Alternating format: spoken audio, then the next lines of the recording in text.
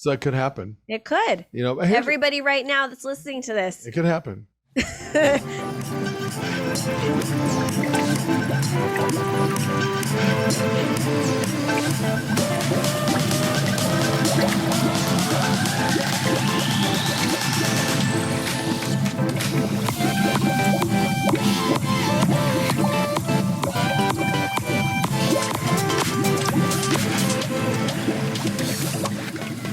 I'm ready, Cara. I'm fucking ready. Good. Not only am I ready, I'm ready. You ever heard that expression? No, because you're not an athlete. Oh man, I thought you were gonna say because you're too damn young. No, not in this case. Well, maybe. Before we start this podcast, because you dragged my ass over here, like you got some burr up your ass.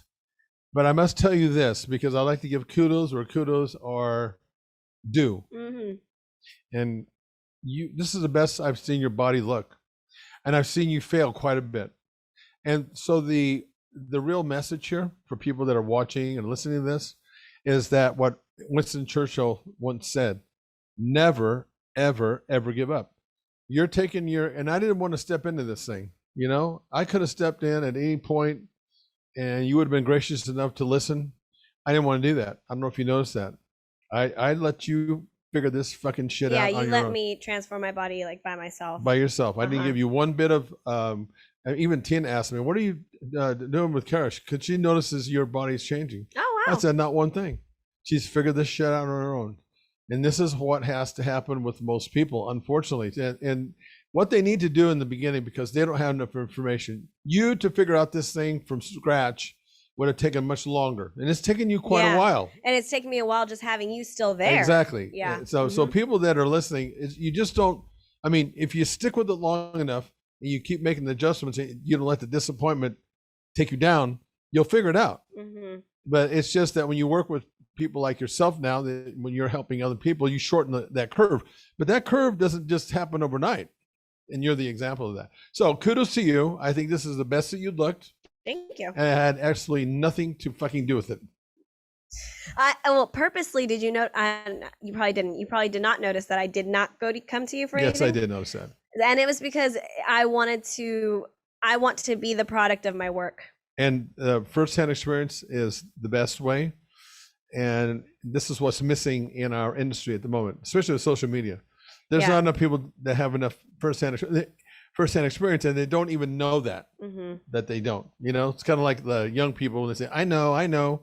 No, you don't know, you fucking idiot. You don't. Yeah. So again, that's, look, I think that why is my background moving? Am I doing that? It's going like this. Is it Sadie? One, you can't see it on the screen. And two, it could be Sadie. No, she's over there. I can't even blame her. It's me. I'm all fired up. I've got like 3 espressos in me. Fuck. You're and super close. I know I have. This thing's got to move back. You know what? God damn it. You know what?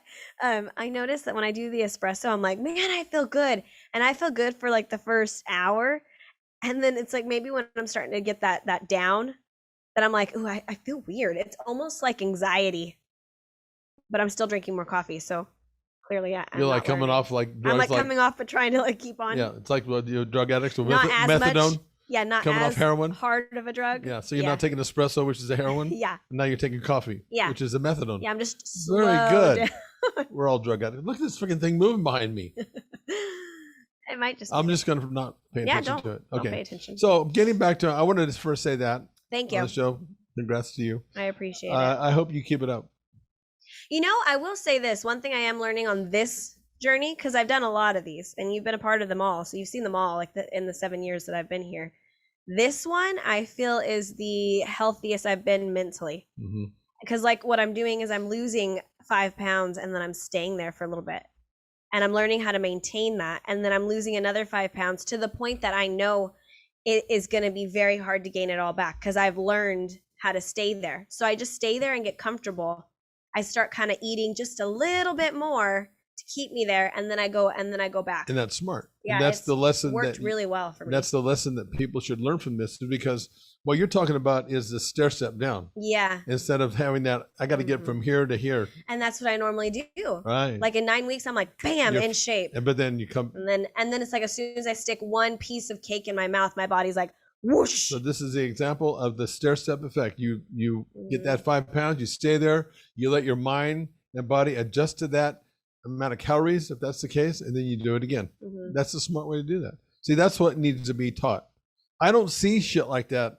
I mean, I'm not on social media all the time, but I see enough to where this is what makes your next level training that you do with your clientele. This is what makes it unique. It's this stuff, because this is the stuff that's not talked about enough, to make sure that people understand this is really important, folks. It's not just about getting from point A to point B.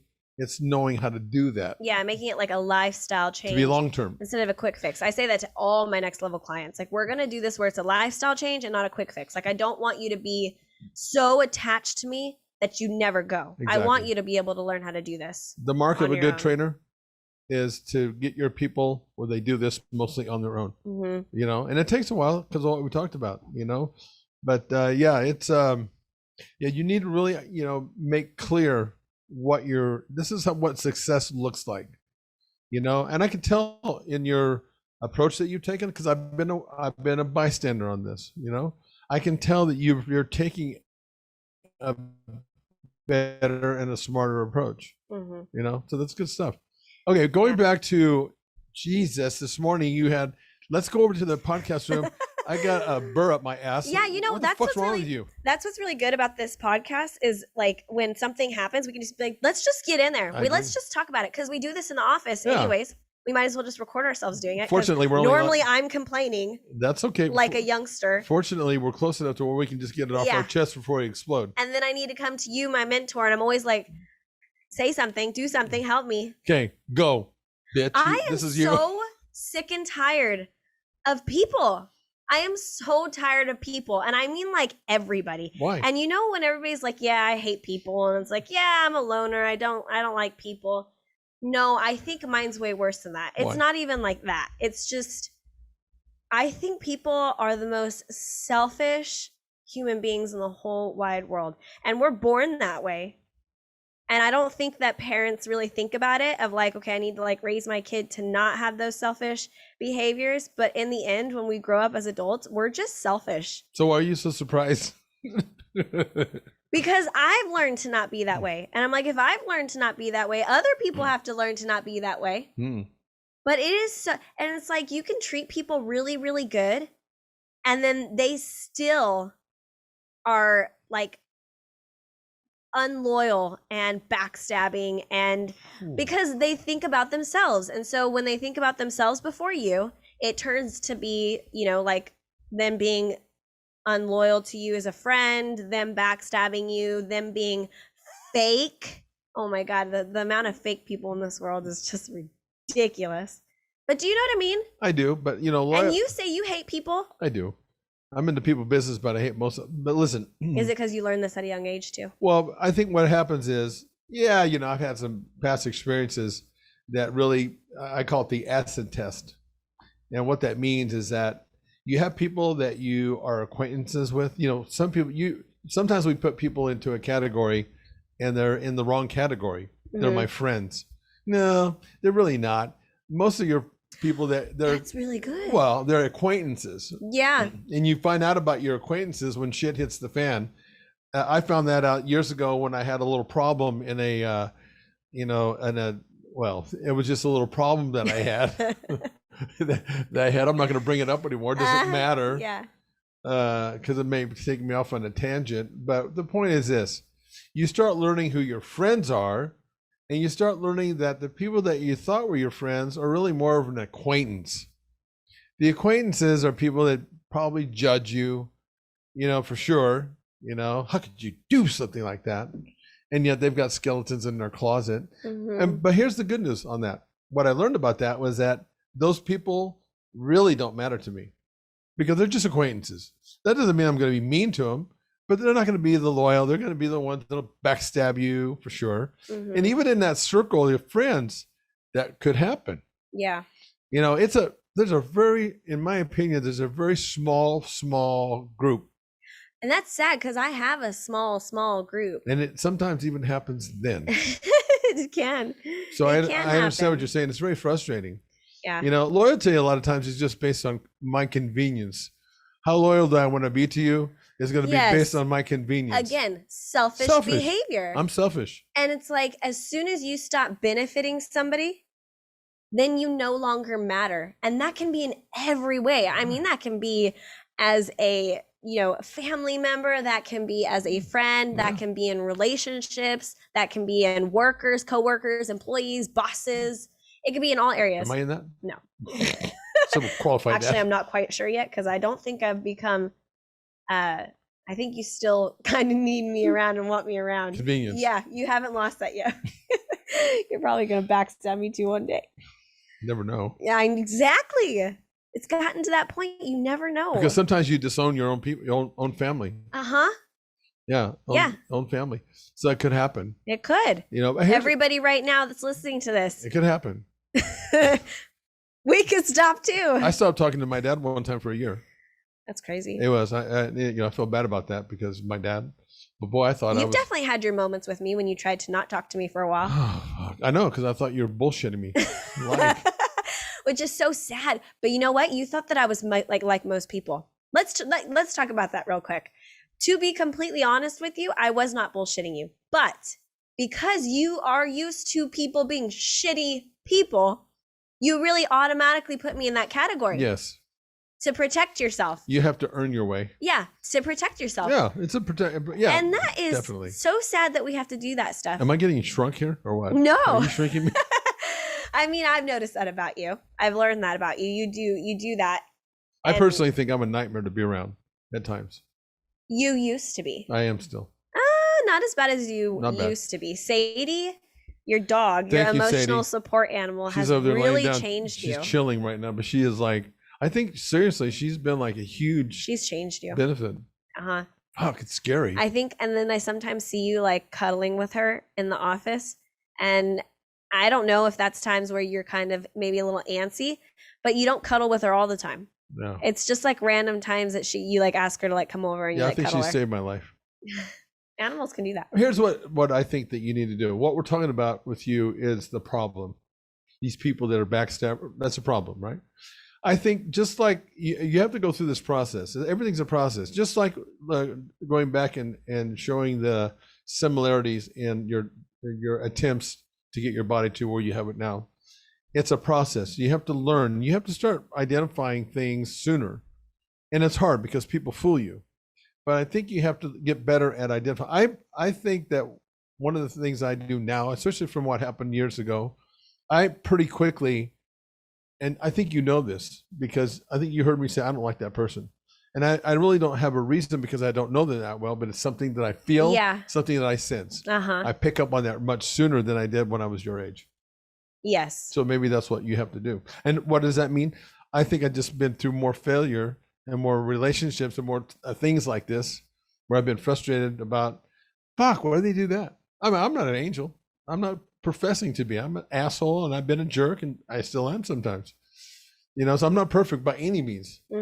But I think it just takes maybe some time. And what I don't have patience for anymore are stupid people, even if that's myself. I have to get out of my own goddamn way sometimes. Yeah. I don't have patience for that. I don't have time for me to be worried about so-and-so. Why did they do that?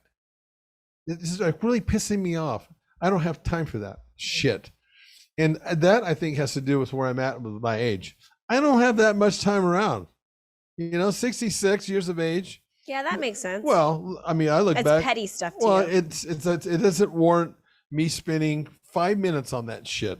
And sometimes it's hard. It's hard to let go of shit like that. Yeah. But when you do, it's all of a sudden, it's like, at least for me, I think, why didn't I do that sooner? Because now it was like lifting a weight. I was carrying around that shit that not you, but I'm just saying that person, I spent way too much fucking time on that. Get rid of it. You don't have time for that. Kick them out of their way. They don't belong in your life. They really don't. I mean, it may sound kind of harsh, but they don't. Yeah. That's all. And it kind of frees you up. I think that you also taught me how, like in certain situations, if something's bothering you, just take it in your own hands. Proactive. Be proactive. If there's something you can do about it, just do it yourself. Yeah. If something bothers you because, somebody didn't do something or fine, then you just do it. Yeah. Find the solution. What else can you do to focus on? Put your intention on. Because it doesn't help when you're like, doesn't it like grind on you when you're like thinking about a person that fucked you over or that you perceive that did? That attention that goes into that. I mean, right now my teeth are starting to grind. Because sometimes I use that fuel. Well, you I can. think sometimes it's okay to have it, but yes, only if you use the fuel to benefit you and not destroy you. That's your little phrase that you say. I know, but that's where you're starting to evolve now. You're using that as a tool. Where I can remember shit where I'm like, I wouldn't let it go. Fuck it, I'm not letting it go, and I'm not doing anything about it. I just don't want to let it go. I want to be pissed. Yeah. But when you think about what that does to your body, grinding your teeth, making you feel like, you know what I mean? It's not good for you. But it's hard. You've also taught me, so you taught me that with adversity, there's two things that you can do. You can either let it destroy you or define you. Yes. And so I've gone through a lot of adversity, and every time I've gone through it, like the main one that I went through, I remember reading that sentence that completely transformed my whole train of thought, the whole thing. And that was in your book, the 3 Strokes in 3 Weeks Saved My Life book. Yeah. That book changed my life. And once I kept that in my head and I used that to defeat like my first adversity, every little adversity that's came from that point on, I've done the same thing. So I'm like, I'm going to let it define me. So then I use it to become better, to fuel me a little bit, because maybe I got comfortable in a situation. Do you know what I mean? Mm-hmm. And then I've also used your compartmentalize. There's a few things you've said to me that have like really stuck. I learned from a traumatic situation. I had to learn. Yeah. You know, I was in that spot. Like my back was up against the wall. It was do or die. Mm-hmm. You know, so fortunately, it didn't destroy me. And that's all you're saying. All you're doing is developing. You have now tools in your war chest. And I think people can have that, but you have to make a decision. You know, say, look, I'm not going to let it destroy me. I'm going to let it define me. But what does that really mean? That means that you have to keep taking the next step and say, okay, what do I have to do for it not to destroy me? You have to use it to, do better. Just saying it is not good enough for those people that are listening. You have to now, at that point, that's the first step. Act on it. Now act on that. What does that mean? You have to, create this, where you have accountability. This is where you're going to be. And even with that, nothing is going to go as planned. Yeah. And that's why most people get destroyed. In the stroke people, you and I know this because we went and talked to a bunch of stroke survivors, right? Mm-hmm. A lot of the people, the reason why they weren't making progress, and again, they're in a very tough situation, but it still applies to those that haven't had a stroke, okay, is that they gave up before they really could find out where they were going to land. Yeah. You heard that. We heard that. And that's not uncommon among people who have just not ever had a stroke. Mm-hmm. Same idea. So you gotta, you gotta figure that shit out. But it's always hard. Because, it hurts. People hurt your feelings, situation hurts you, something. And so I think that's where your compartmentalize came into place, because it's like I took where you were like, okay, have that moment, be in the moment, but then close that box, put it aside, and keep moving on. So I've like given myself a day to be sad or be mad or whatever, and then I'm like, okay, and then you just have to move on, and then you can bring it back out a little bit, but then you put it back in, right, and you kind of keep moving forward. I think that helps. And the reason that helps is this, because most of us, what we end up doing is we keep pushing shit down, down, and then all of a sudden when it comes out way worse than it needs to. Yeah. So you're right, you have to give it its due, and you have to be okay with that. But the key there, compartmentalizing, means small. Give it 48 hours, whatever time you pick. Give it its due. Be upset. Rage if you have to for 24 or 48 hours. But you got to promise to put that box away. Mm-hmm. You know what I mean? It won't do any good if you just if you carry that, the box is still, the lid's still a little bit open. Yeah. So that's a tool, So I've definitely used that tool. It works. It does. Yeah, because if you don't do that, you're just pushing shit down, and it comes back in a really ugly way. And then it comes back up in when you don't want it to. Way worse way. Yeah. Yeah, somebody takes the brunt of that. It's like, ooh, why does she get so fucking upset with me? Yeah. A lot of that stuff is just buried way down there. I can tell right now you've gotten a lot. The bird doesn't seem so far up your ass as it was when you first came in here this morning, all fired up. I have a lot of espresso in me. I know, but you're calm. Espresso makes me happy. You seem like you're in a calm state. It's just espresso. Yeah, I think, I don't know. I have my moments. I had a moment this morning. Boy. Just something will feel. It's because I have a lot of people that irritate me. And then when one irritates me, then I get irritated about all of them. Right. See? and then I'm like, ugh. Yeah. I'm so tired of people. Right. And I've gone through that a lot. And then people that just are stupid to you and don't even have a reason. Stupid. Like you don't even talk to them. They just don't like you. But we just talked about how you can look at somebody and be like, I don't like them. I don't like them. I don't know why. That's well, people can even do that with me, and I'm like, of course. I know. I can feel people do that with me. You're easier to do it with. You are very like as soon as people see you, you give off a standoffish vibe. Do I? Do I give off a standoffish vibe? Not at all. I think you're completely the opposite of me. I've actually heard that I give off an intimidating vibe. One of my longest clients, and you know who I'm talking about, but we're not going to mention the name. They said that the first time they met me, they thought I was an asshole. And this is inside the gym setting, and this is working with that person. I came off to her like, hit that person like that. I've gotten that before. Did not think that you were an asshole when I first met you. When I started working for you, I did think that you were probably an asshole. Yeah. I really did. That's true. You were intimidating as hell. That's true. And scary. I remember I used to be sick to my stomach to come into work. I'm not even kidding. I was so nervous because I knew that when I came in, you were going to sit down and download with me, and it was going to be like 40 different things, and I probably couldn't deliver half of it, but I'd have to. It was super stressful. I never knew that. Yeah, you stressed me out bad. I'm a pain in the ass. I stress myself out. You don't do it anymore though, but I think we've worked together for 7 years that we've learned how to, you meet in the middle and I meet in the middle. Before it was like all 100 and I had to I was very meek and I didn't say anything, or I didn't tell you I can't do that. I can't deliver, Yeah. So I think we just learned how to work together a lot better now. I think that's just a relationship, True. Obviously. Relationships take time. Yeah. Even. Yeah. We're at the 7 year. We're 7 years now. Yeah. In the. We have a way better relationship 7 years in than we did the first. Well, but two. I don't want to be a Betty or Debbie Downer. Listen to me. Debbie Downer. But when people get married, where they start having trouble is at 7 years. Do they? Yeah. Where are you getting your facts? If you don't believe me, look it up. People start to say, they call it the 7-year itch. You haven't heard that? You know why? Because you are too fucking young. I have heard the blank itch, but I didn't know it was 7 years. Yeah, and I think it's again like at 15, and you'll see people like after 35 years. When I sit down and talk to you, you don't make me look forward to marriage.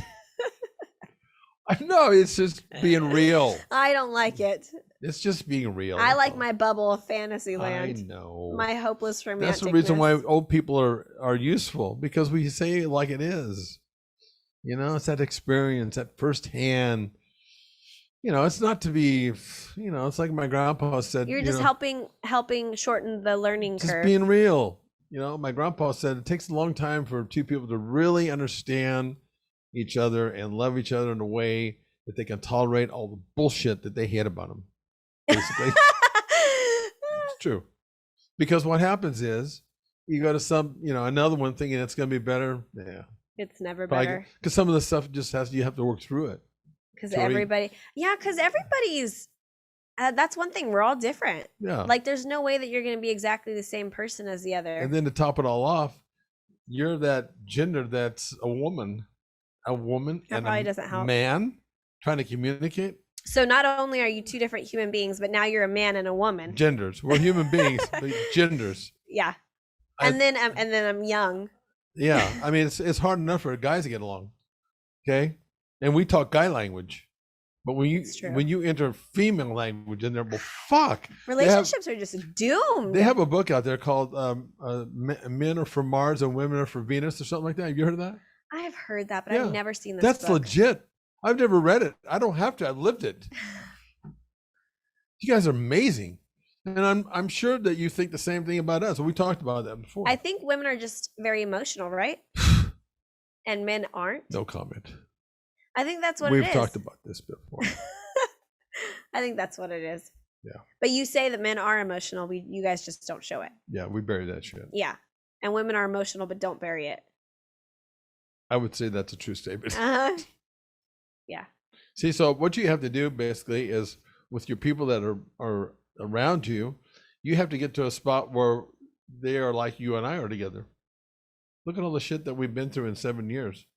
Now I think we have a relationship where, and I believe that, we just say what's on our mind. And it hurts sometimes. But we don't take it to like, okay, I'm not really making it, this is not personal.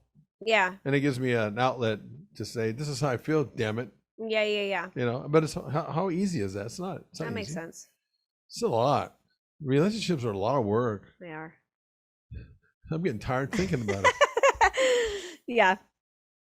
Well, thanks for Are you done? I am done venting Jeez. and ranting. Wow. I think I feel better. Think? Yeah. You don't feel better? You think you do? Pretty sure I feel better. Pretty sure. Yeah, I'm like bipolar. It's pretty sure- It goes like back and forth. It's pretty sure a little better than think. Yeah. Oh, so we're going the right direction. Uh-huh. Good for you, Cara, Leanne. By the way, for the people that are listening and watching, well, listening, they can't tell, but watching, this background that we're using today is a little different. Yeah, your background. I mean, my background, which is Uh-huh. the one that's the most important. Let's get that straight. Yeah. Let's see maybe somebody can comment on which one they like better. Yeah. This one or the previous one.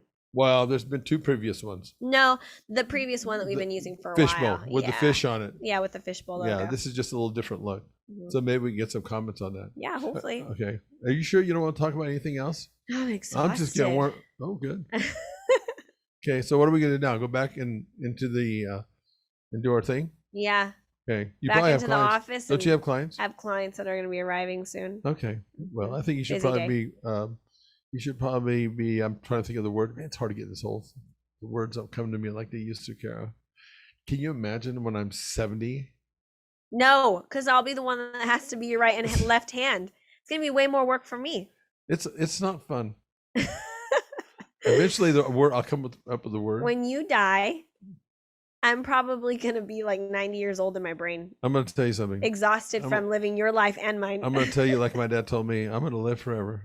I believe it. Young lady, you'll see what I'm talking about. Yes, I'm I know. going to be so much in your fucking head when I'm gone in your life. Uh-huh. You're going to say, fuck it, it's not worth It's your it. legacy that Life you leave is not behind. worth this. Life is too short for this.